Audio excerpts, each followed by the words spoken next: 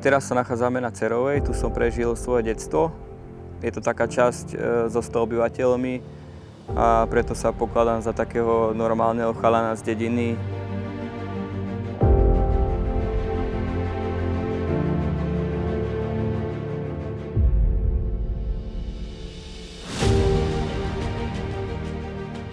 Na stovkách sú väčšinou takí, čo chcú trpieť a trpia dlho, takže chcú sa vyrozprávať. A keď bežím sám, tak premýšľaš, koľko razy sa smeješ a nevieš ani prečo.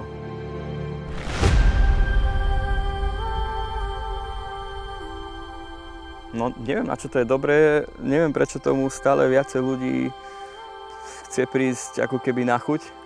A tie stovky ti zoberú niekedy 2-3 noci, nespánku.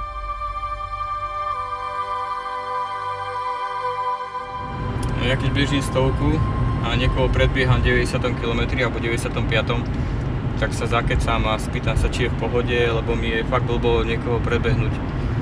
Cítim sa zle. Ako ide o to, o prvé 3 miesta, ale je mi blbo niekoho pred cieľom predbehnúť. Väčšinou sa spýtam, či je v pohode a či dojdeme spolu.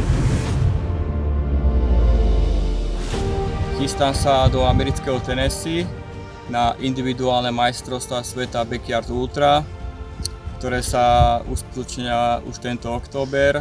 Donedávna bol ten beh známy skôr len v takej tej ultra hardcore komunite bežeckej, ale za posledné 2-3 roky to mal celkom neskutočný boom. Momentálne ten najlepší výkon svetový je 102 okruhov, 102 hodín. To zničenie v tej Amerike bude.